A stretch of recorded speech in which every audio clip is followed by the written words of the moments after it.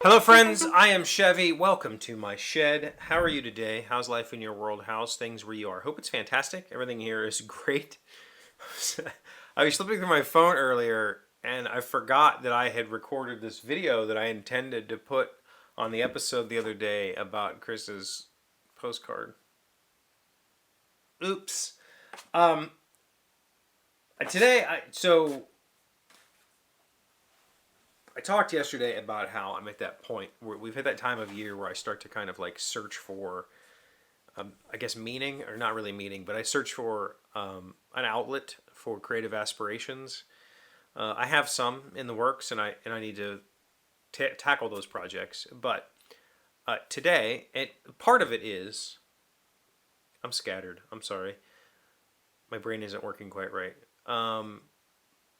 Part of it is I just came off like a year-long sprint at work to get a project done, and it was a really big push, and we got it done, and we actually kind of, for the last month or so, we built the plane as we flew it. Like, we really had, like, basically the client, their current provider was like, we're shutting this server down, it's too old, and you have to go. And we thought we had another month, and we didn't. And so we had to, like, we had a week, so we had to, like, just try to compress as much as we could to get it ready, launch, and then continue working over the last month. So for the last month, it's been a real hard push to get everything wrapped up. Now that that's done, I'm back to like a weird spot where, like any creative, not really creative. No, my job is creative. Coding is creative, and project management can be creative. Any uh,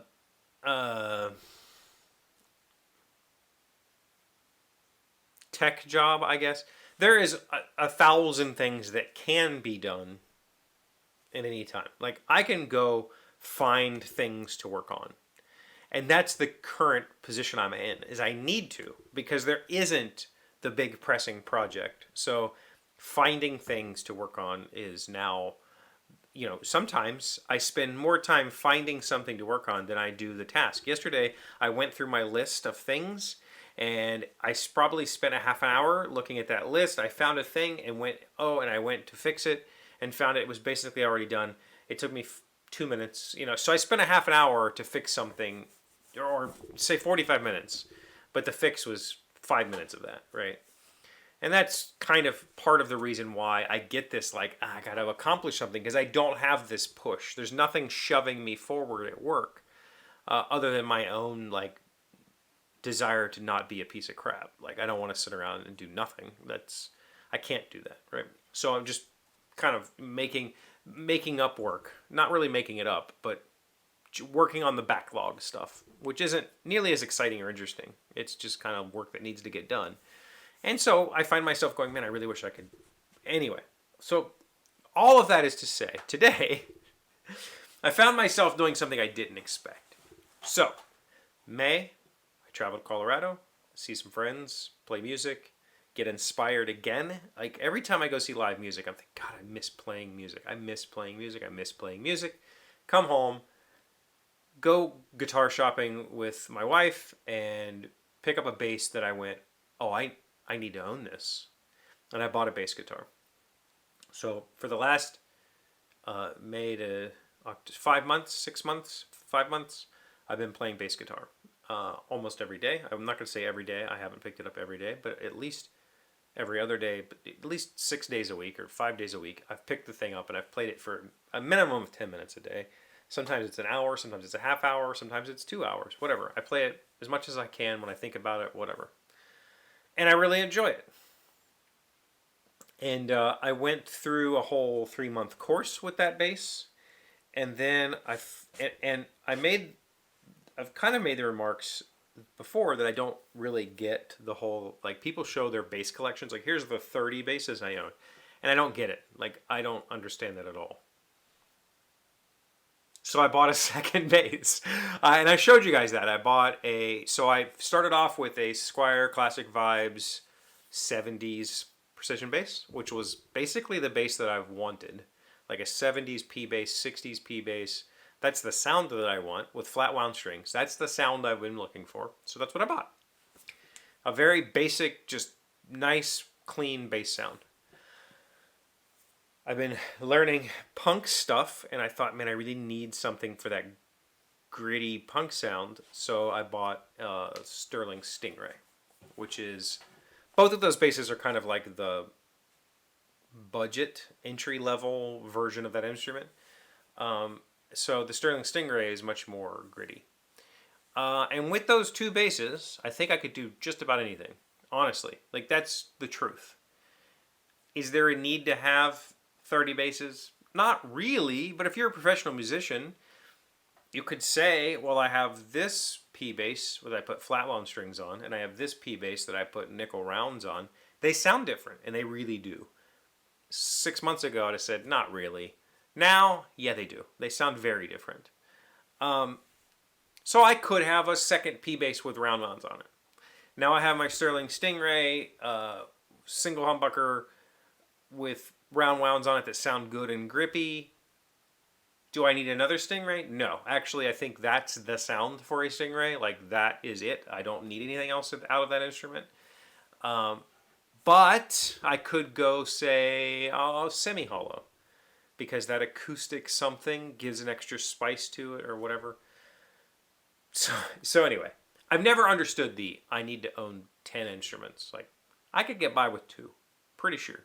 And, there's also an argument if you're a professional and you're touring, I should probably have 2 of each. Like, if I'm going to play a P bass with flats on it, I should have 2 of those. Because if one breaks mid-tour, what are you going to do?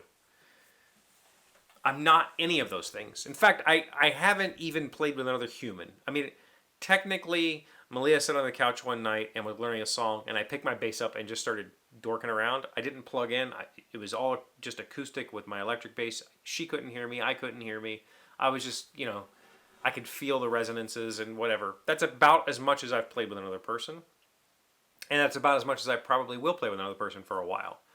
I have, since talking about this the other day, I have put some feelers out on various Facebook groups saying, hey, I'm a new bassist. I'm looking for people to jam with. If you want to jam, let me know. So I have done that. But anyway, I found today I was looking for a new bass. There is one more thing that I would like to own, that I would like in my collection of 3 basses, because I feel, and maybe 4, I could make an argument for the 4th, but the 3rd, for sure, I would like to own a short scale. I would like to own a Fender Jazz or Jaguar or something like that. I've looked at the Micros. I've looked at GNL's Fallouts. I would like to have a shorter scale bass, something that's a little easier on the fingers. And actually, the shorter scale bass has a brighter fundamental note, or a bigger fundamental note. I don't want to get into a whole bunch of theory, but it is a bassier sounding bass. It sounds very full. No, it doesn't sound full. It sounds very intentional. Whereas like a longer scale bass sounds more full because there's more harmonics coming through when you play a string. You get more incidentals. You're not just hearing one note, you're hearing a combination. Whereas with a short scale bass, you get a bigger fundamental, whatever you're playing. If you play a C, there's more C. If you play a C on my current bass, there's less C and more other things relative. So I would like to own a short scale, but I don't need to go buy a short scale bass. I don't need the 2 basses that I have. I mean, I'm glad that I do. I'm glad that I have that in my life. But I have no reason to actually own one other than I'm bored and I'm looking for a creative outlet. And instead of putting my energy into that, I'm putting my energy into looking at basses on the internet. And that's ridiculous. And whatever. It's what it is. I'm hoping. I do actually have a goal of playing with somebody, some people, something. I don't know that I necessarily care about playing a lot, but I do have a goal of playing, and maybe we can talk about that tomorrow, because I think that there was an incident that happened when we were out with our Flogging Molly friends that I've been pondering a bit since that time. and we can talk about that tomorrow. Got any questions, thoughts, comments? Put them down below. Call my phone, text me, whatever. Thank you for being here as always. Thank you for liking, commenting, subscribing, being amazing friends, wonderful people. I really appreciate you, and I'll see you again tomorrow.